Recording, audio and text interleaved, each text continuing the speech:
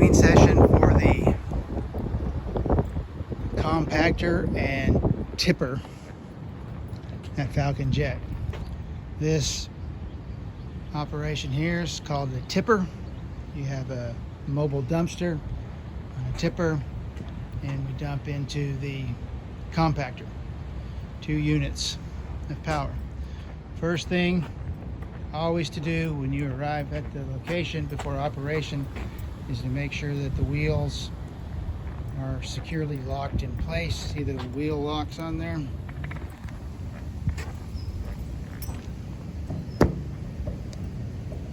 See, that's unlocked. That is locked. So make sure the wheels are locked so that does not roll out from there. We currently have trash in here, so we're going to dump this. This is how you will operate that. All of this area is considered hazardous, so no unnecessarily persons being in this area. Just the operator needs to be in here. You've got these hydraulic lines which you can trip over, so do not step through here. Make sure that you step into here. Do not cross over into there. Don't ever reach inside here.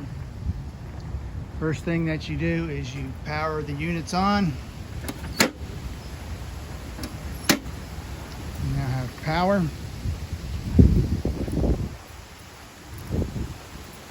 The next thing that will have to be done is the key will have to be put in place and turned into the on position. You cannot take the key out while it's on. This unit over here is the compactor. That's the green one. Green button, green compactor. It has an emergency stop. You hit that and an emergency instantly stops, or it has a reverse manual stop as well. And the tipper has an up and a down button, an emergency stop as well.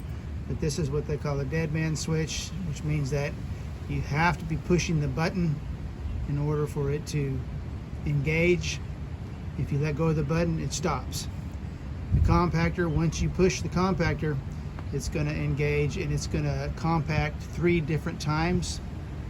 So let's just do this one first. So if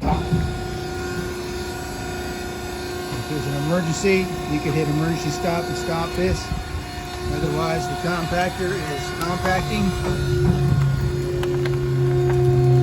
It's got that big push ram. Pushes the trash into there. Like so. And it'll back up and do that again.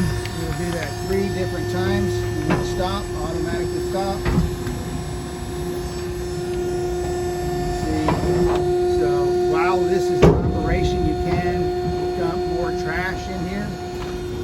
And then the last thing you'll do is you should always operate the compactor and compact everything you put in here so that you don't have trash left up in this part here itself. So try to keep this thing compacted and cleaned out at all times.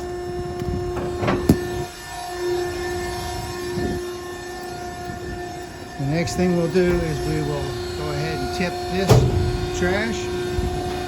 This will require me pushing this button and holding it. That will lift the dumpster. So if I let go of the button, it stops. All you gotta do is let go of the button and it stops. Push it again, it starts working again.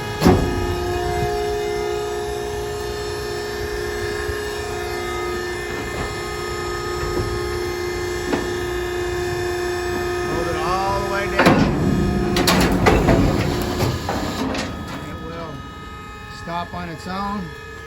Let it sit there a second, drain out whatever's in there.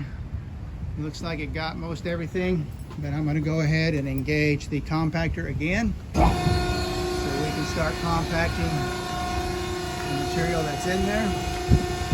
Never go up, walk underneath this. Don't ever walk underneath that. Stay away from that. If we have to sweep that out or clean that up, which we will, we'll have to pull it out of there and clean it up. Compact that, try to push that out of the way before we put the tipper back down.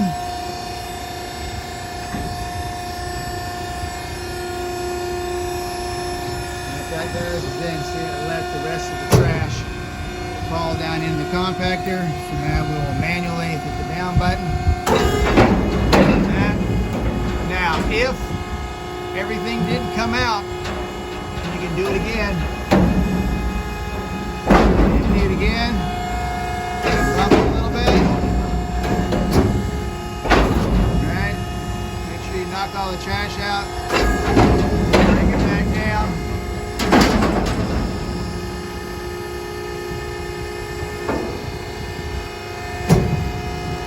Whenever operate that with anybody anywhere around it.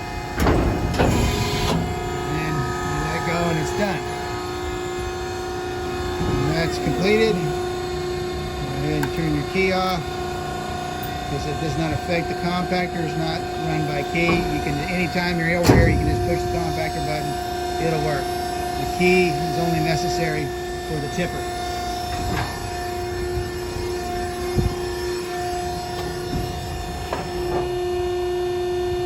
So as you can see, it has compacted the majority of that in there.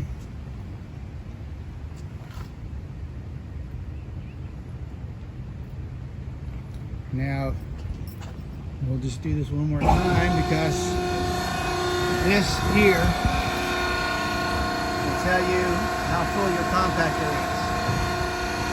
So it gets up into the red when it's under pressure. When it gets to the yellow, we start paying real close attention. When it gets in the red, we have to call and have maintenance call in to pick it up and have it done.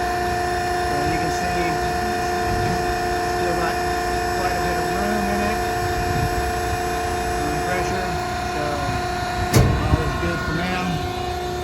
always, you can just, during the day you can leave the power on these while you're here working. The shift is finished. And for sure at the end of the night, the last guy here should shut the power off to these units.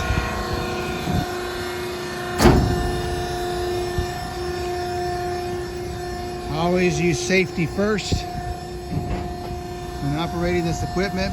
Again, keep arms and legs out from this area.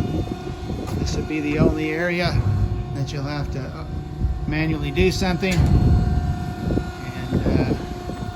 see what we can do with that. But just consider a secure area all around this. Cables for the lines. Do everything we can to keep this operation safe and effective.